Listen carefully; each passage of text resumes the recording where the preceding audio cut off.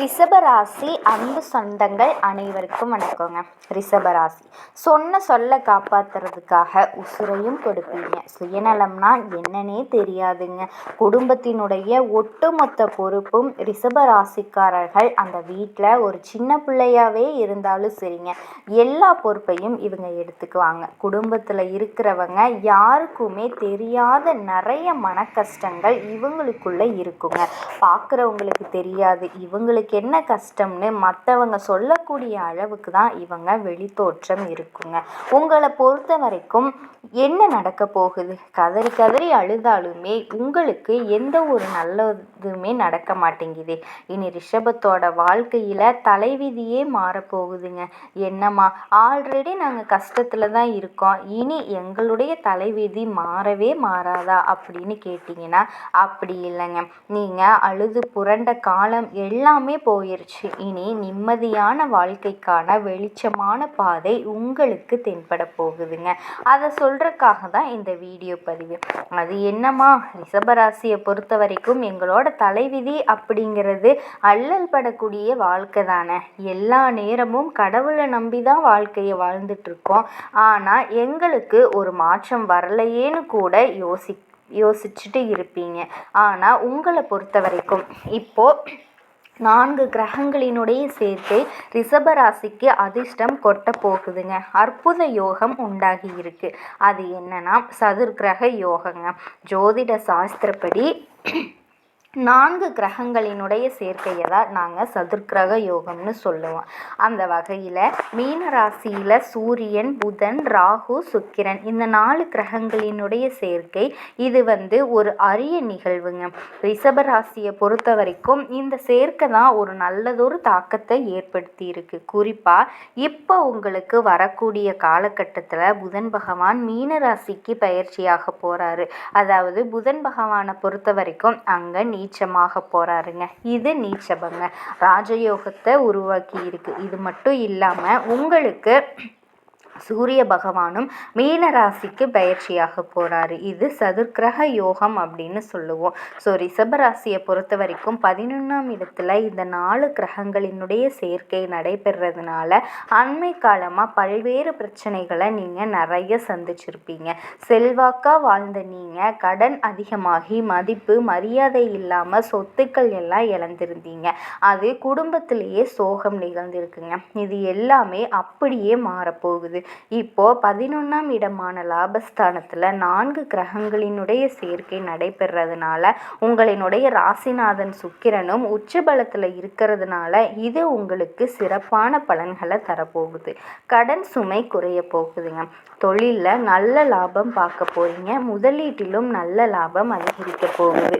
இதன் காரணமாக தொழிலில் முன்னேற்றம் இருக்க போகுது. பணவரவு திருப்திகரமாக இருக்க போகுதுங்க. இது மட்டுமா, தொழிலில் விரிவாக்கம் இருக்கும். உத்தியோக பணிகளில் இருக்கவங்க தனியார் துறையோ அரசாங்கத்துறையோ ஆண்களோ பெண்களோ பதவி உயர்வு கிடைக்கும், சம்பள உயர்வு கிடைக்கும். உங்களினுடைய திறமைகளுக்கு அங்கீகாரம் கிடைக்குங்க. திருமணத்தில் இருந்த தடைகள் நீங்கி திருமண யோகம் கைகூடி வரும். குழந்தை பாக்கியம் இல்லாமல் கஷ்டப்பட்டுட்டு இருந்தவங்களுக்கு குழந்தை பாக்கியம் கிடைக்கும். இதுவே குடும்ப வாழ்க்கையை பொறுத்த வரைக்கும் கணவன் மனைவிக்கிடையே இருந்த மனக்கசப்புகள் நீங்கி அந்யோன்யம் அதிகமாக போகுதுங்க. காதல் உறவு வெற்றிகரமாக திருமணத்தில் நிறைவடைய போகுது. எதிர்பாராத நேரத்தில் திடீர்னு உங்களுக்கு உதவி கிடைக்குங்க. நிலம் வாங்குவீங்க, வீடு வாங்குவீங்க. உங்களினுடைய பல நாள் சொந்த வீடு கனவு இருக்கு இல்லையா, அது எல்லாமே இப்போ நனவாக போகுதுங்க. புதுசாக வண்டி வாகனம் வாங்கக்கூடிய வாய்ப்பு இருக்கு. பிரகாசமான வாழ்க்கை உங்களுக்கு ஸ்டார்ட் ஆகுதுங்க. இது மட்டும் இல்லாமல் உங்களுடைய முயற்சிகள் எல்லாமே நீங்கள் தொடக்கூடிய வெற்றிகள் எல்லா காரியத்திலையுமே வெற்றி கிடைக்குங்க. சமூகத்தில் உங்களினுடைய மதிப்பு மரியாதை உயரப்போகுது. இந்த காலகட்டத்தில் உங்களுக்கு தேவையான அத்தியாவசியமான பொருட்கள் நகை நட்டு ஆபரண சேர்க்கை இருக்குங்க. உங்களினுடைய நீண்ட கால திட்டங்களை எல்லாமே இப்போ செயல்படுத்துறதுக்கான சரியான காலம். ஆரோக்கியத்தில் நல்ல முன்னேற்றம் இருக்க போகுது. மருத்துவ செலவுகள் குறைய போகுதுங்க. உறவுக்காரர்கள் நண்பர்கள் கூட மனக்கசப்புகள் நீங்கி அந்யோன்யமாக இருக்க போகிறீங்க. குடும்ப உறவுகளில் குழந்தைகளினுடைய கல்வியில் சிறப்பான முன்னேற்றம் இருக்குங்க. இது மட்டும் இல்லாமல் எல்லா விஷயத்தையும் சரியாக பிளான் பண்ணி செய்வீங்க. எல்லாமே நல்லா தாங்க நடக்க போகுது. இருந்தாலுமே ரிஷபராசியை பொறுத்த வரைக்கும் ஆரோக்கிய விஷயத்தில் மட்டும் கவனம் தேவைங்க. சரியான நேரத்துக்கு ஆரோக்கியமான உணவை எடுத்துக்கோங்க. முதல்ல ஆரோக்கியத்தில் கவனம் வச்சுக்கோங்க. மற்றபடி எல்லாமே உங்களுக்கு சாதகமாக நடந்து முடியும்.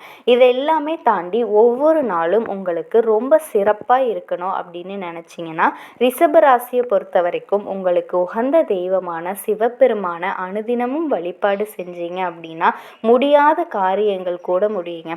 தினம் தினம் வழிபாடு சொல்லியிருக்கும். அது முடியாத பட்சத்தில் திங்கட்கிழமை தோறும் சிவபெருமானினுடைய ஆலயத்துக்கு போய் வில்வம் மாலை சாற்றி வில்வ இலைகளால் அர்ச்சனை செஞ்சு வழிபாடு செஞ்சிங்கன்னா ரிஷபராசிக்காரர்களினுடைய ஒட்டுமொத்த கஷ்டங்களும் கவலைகளும் காணாமல் போகுங்க. அந்த சிவபெருமான் உங்களினுடைய வாழ்க்கை நிலையை நல்ல விதமாக மாற்றி கொடுப்பாரு. கண்டிப்பாக நீங்கள் எதிர்பார்த்த எல்லா விஷயங்களையுமே உங்களுக்காக மனமிறங்கி அவர் செஞ்சு கொடுப்பாரு. ரிஷபராசி அன்பு சொந்தங்கள் அனைவருக்கும் வணக்கங்க. எப்போவுமே ஒரு நல்ல விஷயத்தை தொடங்கிறதுக்கு முன்னாடி என் பெருமான் முருகப்பெருமான மனசார வேண்டிக்கோங்க. நீங்களும் நான் சொல்கிற மந்திரத்தை சொல்லிக்கிட்டே கமெண்ட் பாக்ஸில் ஒரு கமெண்ட் பண்ணிடுங்க.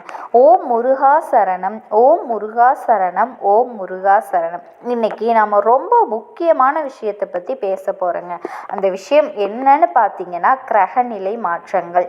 இந்த கிரகநிலை மாற்றத்தால் நமக்கு என்னென்ன லாபங்கள் நடக்க போகுது, எப்படி நம்ம அதை லாபகமாக மாற்றிக்கிறது அப்படிங்கிறத பற்றி தாங்க பேச போகிறேன். அவசியமாக இந்த வீடியோ பதிவை மிஸ் பண்ணாமல் பாருங்கள். உங்கள் வாழ்க்கையில் உங்கள் வீட்டில் எத்தனை பேர் ஜாதகம் பார்த்துட்ருக்கீங்க? நீங்கள் மேசராசியாக இருக்கலாம், ரிஷபராசியாக இருக்கலாம், மிதுன ராசியாக இருக்கலாம், ஏன் 12 ராசியில் ஏதோ ஒரு ராசியாக நீங்கள் இப்போ இருப்பீங்க. இப்போ இந்த ராசிக்காரர்கள் இவங்க தான் இதை பார்த்துக்கணும், அவங்க தான் அதை பார்த்துக்கணும் அப்படின்னு கிடையாதுங்க. நீங்கள் ரிஷபராசிக்காரர்களாக இருந்தீங்க அப்படின்னா கண்டிப்பாக உங்களுக்கு நல்லது நடக்குங்க. எப்போவுமே ரிஷபராசிக்காரர்கள் அப்படின்னு அவங்களுக்குன்னு ஒரு பெருமை இருக்குங்க. எல்லா ராசிக்காரர்களுக்குமே நாங்கள் இந்த விஷயத்த போடுறோம், ஒளிப்பதிவாக நாங்கள் பதிவேற்றி உங்களுக்கு கொடுக்குறோங்க. அதில் ரொம்ப முக்கியம், நீங்கள் பார்த்துட்டு பார்க்கலன்னா கூட நீங்கள் யாருக்காவது கண்டிப்பாக இந்த வீடியோ பதிவை ஷேர் பண்ணுங்கள். ஏன்னா சில நேரங்களில் நமக்கு பொன்னான வாய்ப்புகளை கொடுக்குங்க. ரொம்ப அற்புதமான தருணங்களை ஏற்படுத்த போகுதுங்க. அதில் அப்படி ஒரு தருணம் தான் இந்த காலகட்டம். இந்த காலகட்டம் நம்ம வாழ்க்கையில் எதிர்பாராத திருப்பங்களை எளிதாக கொடுக்கக்கூடிய நேரங்க. ரொம்ப கனவு கண்டுட்டு இருப்போம் இல்லையா? நிறைய விஷயங்களை ரொம்ப கனவாக வச்சுருந்தேன், நடக்கவே இல்லை, ரொம்ப எதிர்பார்த்துருந்தேன், கை கொடுக்கவே இல்லை, இப்படி பல புலம்பல்கள் கூட நம்ம மனசில் இருக்கும். அதுக்கு எல்லாமே இப்போ ஒரு தீர்வு ஏற்படக்கூடிய நேரங்க. தீர்வுனா என்னென்னா நம்ம நினைக்கிறது நடக்கும், அதுதாங்க தீர்வு. அப்படி இந்த தீர்வுக்குள்ளே சில சூட்சமங்கள் காத்திருக்கு. எதை செஞ்சால் நமக்கு எளிமையாக தீர்வு கிடைக்க போகுது அப்படிங்கிறத பற்றி அழகாக உங்களுக்கு பரிகாரத்தோடு சொல்ல போகிறேன். அடுத்ததாக பார்த்தீங்கன்னா கிரகங்களோட பயிற்சிங்க. சுக்கிரன், ராகு பகவான், சனி பகவான், சூரிய பகவான், புதன் மற்றும் செவ்வாய் பகவான், குரு பகவான், கேது பகவான், எல்லா கிரகங்களும் நம்மளை எந்த அளவுக்கு இப்போ பாசிட்டிவாக நம்மளோட நடப்புகளை கொடுக்க போகுது அப்படிங்கிறத தெளிவுபடுத்துறதுக்கான பதிவு தாங்க இது. அதில் முக்கியமாக ஒரு 4 கிரகங்கள் உங்களை மிரள வைக்க போகுதுங்க. இது ஆண்டவரோட உத்தரவு. அந்த 4 கிரகங்கள் அதுக்கு நம்ம என்ன பண்ணணும், என்ன பரிகாரம் பண்ணணும் அப்படிங்கிறத பற்றியும் உங்களுக்கு தகவலாக கொடுக்குற அரிய சந்தர்ப்பம் இது. வாங்க ஒவ்வொரு ராசிக்கும் போவோம். கல்லும் கரையும் அப்படின்னு சொல்லுவாங்க. எப்பேற்பட்ட கல்லையும் கரைக்கக்கூடிய ஆற்றல் கொண்டவங்க தாங்க இந்த ரிஷபராசிக்காரங்க. ரிஷபராசிக்காரர்களுக்கு ஒரு அற்புதமான குணங்க. நான் ரிஷபராசியை நிறைய இடத்துல செல்லமாக சொல்லுவேங்க. நீங்கள் ஒரு மேஜிக் மேன் அப்படின்னு. என்ன காரணம் அப்படின்னா தந்திரசாலிகள் மந்திரசாலிகள் கிடையாதுங்க. ஒருத்தனை அழிக்கணும் அப்படின்னா மந்திரம் வைக்கிறது, மாந்திரிகம் வைக்கிறது, அப்படி இப்படியெல்லாம் கிடையாது. அந்த திங்கிங் ரிஷபத்திற்கு வரவே வராதுங்க. வியூகம் வகுக்கக்கூடிய ஆற்றல் கொண்டவர்கள். எதையுமே அப்படியே சிரிச்ச முகத்தோட கேட்டுக்கிட்டே பழகி ஒருத்தரை அழகாக புரிஞ்சுக்கிட்டு அதுக்கப்புறம் அந்த ட்ராவலை பிக் பண்ணக்கூடியவங்க தாங்க. இன்னும் சொல்ல போனால் ரிஷப ராசிக்காரர்கள் லேட் பிக்கப்காரர்கள் அப்படின்னு கூட சொல்லுவாங்க. பண்ணுவாங்க. எந்த ஒரு விஷயத்தையுமே என்னையா இது டியூப்லைட்டாகவே இருக்க அப்படின்னு நிறைய பேர் நம்மளை சொல்லியிருப்பாங்க. ஆனால் அவங்களுக்கு தெரியாதுங்க, குண்டு பல்பு சீக்கிரமாக அடி வாங்கிடும், ஆனால் டியூப்லைட் ரொம்ப நாள் ஓடுங்க. இன்னொன்று, குண்டு பல்பு பார்த்திங்கன்னா ஒரு மஞ்சளாக இருக்கும், அதே டியூப்லைட் பார்த்திங்கன்னா நல்ல இடத்துக்கு நிறைய வெளிச்சமாக வெள்ளையாக தெரியுமா.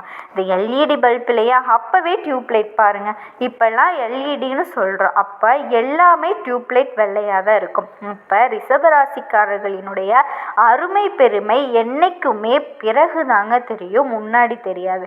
அதனால் என்ன பண்ணுவாங்கன்னா, நம்ம வீட்டில் ஒரு ரிஷபராசி இருக்குன்னா அவர் முன்னேறவே மாட்டாருங்க. அவங்க பார்வையே சரியில்லை, அவங்க சும்மா ஊதாரி, சக்ஸஸ்ஃபுல் பர்சனே கிடையாது, எப்படி வேணால் சொல்லுவாங்க. ஆனால் நம்ம லைஃப்பில் நமக்குன்னு ஒரு காலம் வரும், நமக்கு ஒரு கல்யாணம் ஆகும், குழந்தை பெற்றுக்குவாங்க. அடுத்த காலகட்டம் வரும்போது அதாவது ரஸ்ட்டு போய் வின்னிங் ஆகிறது இந்த ரிஷபராசியாக தாங்க இருக்கும்.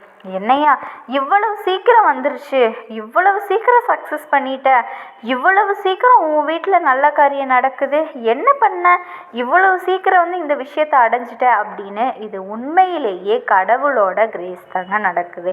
கடவுள் லாஸ்ட்டில் நிறைய நன்மைகளை ரிஷபத்துக்கு கொடுப்பாருங்க. அப்படி ஏன் நன்மைகளை ரிஷபத்துக்கு பார்த்து கொடுக்குறாரு அப்படின்னா, மேக்சிமம் ரிஷபராசிக்காரர்களுக்கு மற்றவங்களை நோகடிக்க தெரியாதுங்க, அதிகமாக பேச தெரியாதுங்க, எதிர்த்து பேச தெரியாது, அதிகாரமாக பேச தெரியாது, அசுபமான வார்த்தைகளை பேச தெரியாது.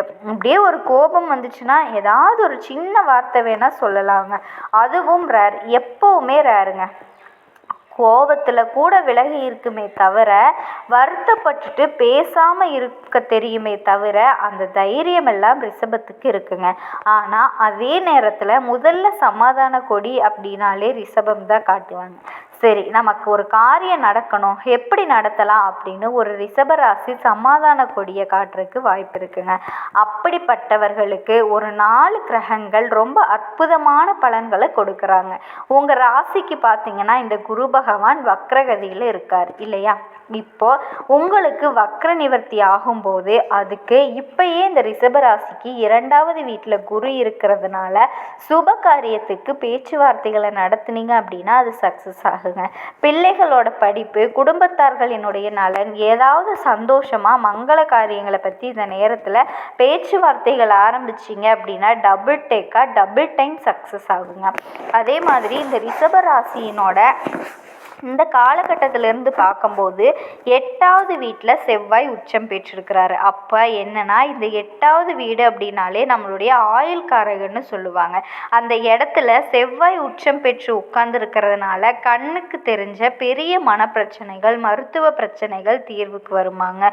ஒரு உடம்புக்கு வியாதி, சார் நிறைய தொடர்ந்து மெடிசன் எடுக்க போகிறேன், என்ன பண்ணுறதுனே தெரியல, இந்த நேரத்தில் இந்த செவ்வாயினோட அனுகிரகத்தில் நல்ல டாக்டரை போய் இதுவரைக்கும் பார்க்காத வைத்தியரை போய் பார்க்க வேண்டிய கட்டாயம் ஏற்படுமாங்க. அந்த வைத்தியர் திடீர்னு சிம்பிளாக ஒரு ஊசி போட அது அப்படியே சக்ஸஸ் ஆகும். இந்த மாதிரி மிராக்கிளான விஷயங்கள் இந்த ரிஷப ராசிக்காரர்களுக்கு நிறைய நடக்க போகுது. இந்த மெடிசன்ஸ் ப்ராப்ளம்கள் எல்லாமே குறைய போகுதுங்க. ஒரு நாள் ஒரு 2000 ரூபாய்க்கு மெடிக்கலில் வாங்குற சார் மாதம் அப்படின்னு சொல்கிறவங்களுக்கு ஒரு 1000 அந்த மாதிரி மாறிடுங்க. அப்புறமா அது 500க்கு போயிடும். அந்த மாதிரி ஒரு வியாதியை குறைக்கிறதுக்கு புது வியூகம் வகுக்கும். போமா, சில பேர் சொல்லுவாங்க, நீங்கள் சிரிங்க அது போதும், உங்களுக்கு நல்லது நடக்கணும் வாங்க, அந்த மாதிரி எல்லாம் ஒரு சின்ன சின்ன விஷயங்கள், எப்படியோ ஒரு தக்காளி சாப்பிடுங்க கிளியர் ஆயிரும் வாங்க, இல்லை வேப்ப எண்ணெயை தேய்ச்சிட்டு வாங்க, என்னையா அது சம்மந்தம் இல்லாமல் எவனோ ஒருத்தர் சொல்லுவான், ஒரு யூடியூப்பில் சொல்லுவான், அப்படி தான் இருக்கும். அப்போ என்ன ஆகும் அப்படின்னா, பெரிய வியாதிக்கும் சின்ன மருந்தை நம்ம எடுத்துக்கிட்டு வருமானத்தையும் டாக்டரையும் குறைப்பாக்குறத குறைச்சிக்கிட்டு வருமானத்தை அதிகப்படுத்துறதுக்கு வாய்ப்பை ஏற்படுத்துமாங்க. புதன் பகவான் பார்த்தீங்கன்னா உங்களுக்கு வக்ரகதி ஆகும்போது நமக்கு யாராவது குழி தோன்ற பாருங்க, அவனை கண்டுபிடிச்சிருவாங்க.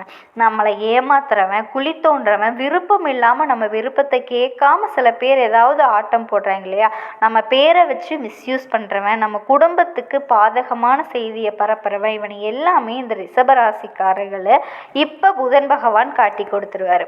அடுத்ததாக பார்த்தீங்கன்னா சுக்கிர பகவான் அப்படியே போகிற போக்கில் பார்த்தீங்கன்னா தனுசு, மகரம், கும்பம், மீனம் 4 4 வண்டியை கிராஸ் பண்ணுறாரு. இந்த டைமிங்கில் அந்த நேரத்தில் என்ன ஆகுது அப்படின்னா, உங்களுக்கு 9ஆம் வீட்டில் இந்த சுக்கிர பகவான் சரியாக போய் 10வது வீடு, அதாவது 9வதுலேருந்து 10வது வீடு 9ல் இப்போ இருக்காருங்க. 10வது இடத்துக்கு வர்றாரு. இந்த 10க்கு 11ஆம் இடத்துக்கு வர்றாரு. 3 இடத்த கிராஸ் பண்ணுறாரு. அப்போ ரிஷபராசியை பொறுத்த வரைக்கும் இது 10வது வீடு. 9வது வீட்டில் வரும்போது பதவி யோகத்தை கொடுக்குறாரு. உங்களோட மனசுக்கு பிடிச்ச விஷயங்களை நடத்த போகிறாரு. சில நல்ல விஷயங்கள், உங்களுக்கு எதிர்பார்க்காத புன்முறுவலோடு உங்களுக்கு நல்ல நண்பர்கள், பழக்க வழக்கங்கள், ஈஸியாக சில விஷயங்கள் செட் ஆக போகுது. அதனால் ஒரு பெஸ்ட் டைம். இந்த பக்கத்தில் பார்த்தீங்கன்னா சனி பகவான் 11வது வீட்டுக்குள்ளே நிரந்தரமாக குடியேற்றம் ஏறி இருக்காங்க. அவரோட இந்த அப்பாயின்மெண்ட் போடுறாருங்க. அதனால லாபம். ஸோ இந்த மாதிரி நல்ல விஷயங்கள்லாம் ஆரம்பமாகி ரிஷபராசிக்காரர்களுக்கு இடைஞ்சலாக இருந்தது, கெடுதலாக இருந்தது, எல்லாமே விலக போகுது. மனுஷங்களோட நம்பிக்கையை நீங்கள் பெற போகிறீங்க. உங்கள் மேலே மக்கள் வச்சிருக்கிற நம்பிக்கை அதிகமாக போகுது. குடும்பத்தார்கிட்ட இருக்கிற நம்பிக்கை அதிகரிக்க போகுது. கெட்ட பேர்கள் எல்லாமே விலக போகுதுங்க. இது ஒரு அற்புதமான நேரம். இந்த நேரத்தில் நீங்கள் செய்ய வேண்டிய பரிகாரம் அப்படின்னா மிளகு. இந்த ஒரு 11 மிளகு எடுத்து ஒரு சிகப்பு துணியில் அதை கால பைரவருக்கு கட்டி தேய்பிரை அஷ்டமியில் நெய் தீபம் போட்டு வாங்க. உங்கள் வீட்டில் ஒரு ஆள்னா தீபம் போடுங்க. ரிஷபராசிக்காரங்க வீட்டில் 5 பேர் இருக்காங்கன்னா 5 தீபம் போடுங்க. ஒரு ரிஷபராசி ஆனால் அந்த வீட்டில் 5 பேர் இருக்காங்கன்னா 5 தீபம் போடுங்க. சிகப்பு துணியில் காட்டன் துணி, அதாவது காட்டன் துணின்னு சொல்லுவாங்க இல்லையா, அந்த மாதிரி துணியில் போடலாங்க. இல்லை காட்டன் துணியில் கூட நல்லா போட்டிங்க அப்படின்னா 11 மிளகு எடுத்து ஒரு முடிச்சு சிகப்பு துணியில் முடிஞ்சு கால பைரவருக்கு செவ்வாய்க்கிழமைகளில் தீபம் போட்டுட்டு வந்தீங்க அப்படின்னா உங்களுக்கு கண்டிப்பாக நல்லது நடக்கும்.